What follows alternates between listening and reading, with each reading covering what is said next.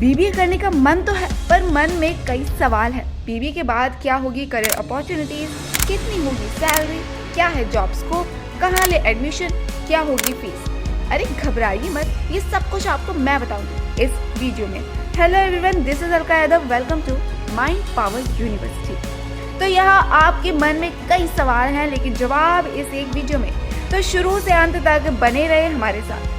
बता दूं कि बीबीए का मतलब होता है बैचलर ऑफ बिजनेस एडमिनिस्ट्रेशन। ये एक अंडर ग्रेजुएट डिग्री प्रोग्राम है जो बिजनेस मैनेजमेंट और administration focus on different aspects. इसमें आमतौर पर accounting, finance, marketing, human resources और ऑर्गेनाइजेशनल बिहेवियर जैसे सब्जेक्ट्स होते हैं। अब जानते हैं कि बीबीए के बाद कैसी जॉब अपॉर्चुनिटीज मिल सकती हैं। बीबीए करने के बाद आपको कई तरह की जॉब अपॉर्चुनिटीज मिल सकती है। ये आपके इंटरेस्ट और स्पेशलाइजेशन पर डिपेंड करता है। चलिए कुछ कॉमन ऑप्शंस पर डिस्कस करते हैं। तो पहला है मैनेजमेंट ट्रेनिंग पोजीशन। ये पोजीशन कंपनीज में एंट्री लेवल मैनेजमेंट रोल होते हैं। यहाँ आपको काम की प्रैक्टिकल एक्सपोजर मिलते हैं और आप सीखते हैं कैसे ऑर्गेनाइजेशन को एफिशिएंटली चलाया जा सकता है। सेकंड है मार्केटिंग एग्जीक्यूटिव ऑब्लिक एनालिस्ट। अगर आपको मार्केटिंग में इंटरेस्ट है तो आप मार्केटिंग एग्जीक्यूटिव या मार्केटिंग एनालिस्ट की तरह की रोल में अप्लाई कर सकते हैं। ये role market research, campaign management और ब्रांड प्रमोशन के लिए काम करते हैं।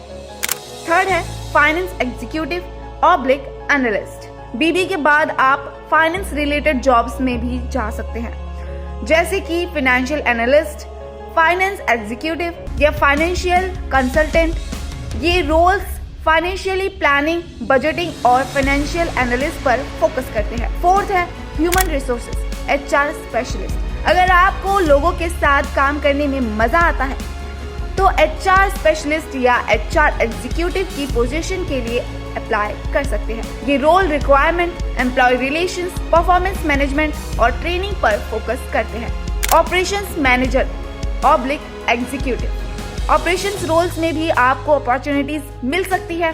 आप operation manager, supply chain analyst या लॉजिस्टिक एग्जीक्यूटिव की तरह की पोजीशन में भी काम कर सकते हैं, जहां आप ऑर्गेनाइजेशन के ऑपरेशन को स्ट्रीमलाइन करने में मदद कर सकते हैं। सिक्स्थ है एंटरप्रेन्योरशिप। बीबीए के बाद आप अपना खुद का बिजनेस भी शुरू कर सकते हैं। आप अपने एरिया ऑफ इंटरेस्ट और एक्सपर्टाइज के हिसाब से अपना बिजनेस प्लान डेवलप कर सकते हैं और एंटरप्रेन्योरशिप की दुनिया में अपनी जगह बना सकते हैं। इन अपॉर्चुनिटीज के अलावा आप पोस्ट ग्रेजुएट स्टडीज भी कर सकते हैं, जैसे कि एमबीए, जिससे आपको और भी एडवांस नॉलेज और स्किल मिल सकती है और आपकी जॉब प्रोस्पेक्ट्स और ग्रोथ अपॉर्चुनिटीज भी बढ़ सकती है।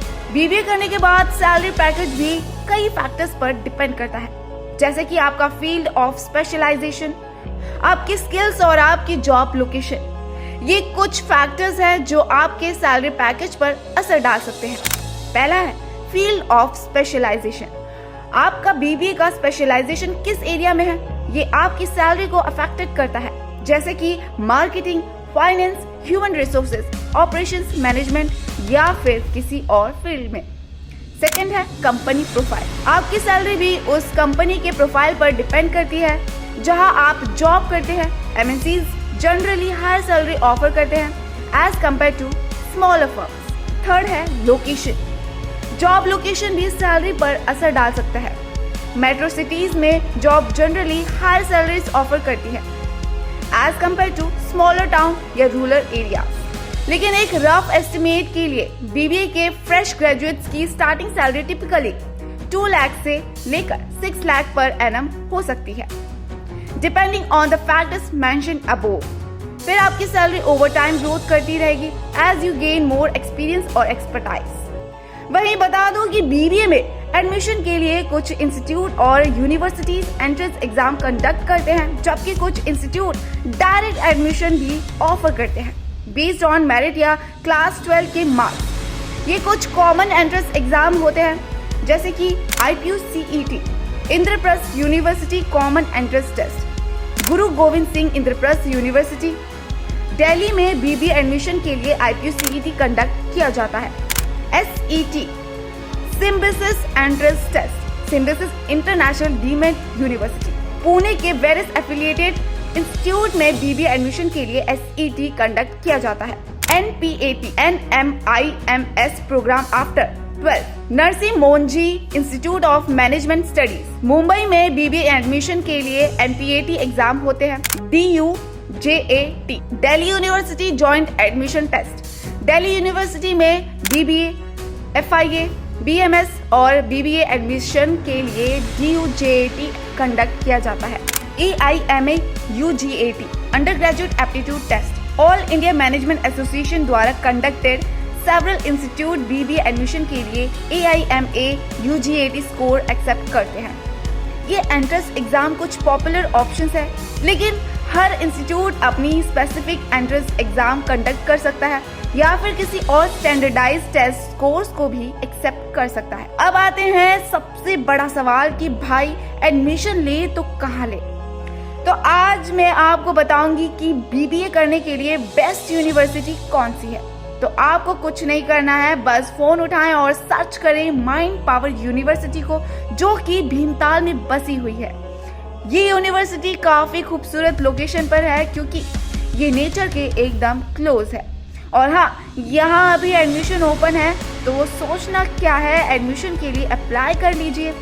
लेकिन अगर आपको BBA में एडमिशन लेना है तो 12th किसी भी स्ट्रीम में मिनिमम 50% मार्क्स होना मैंडेटरी है। बस इतना है तो आपका एडमिशन यहाँ होना पक्का है।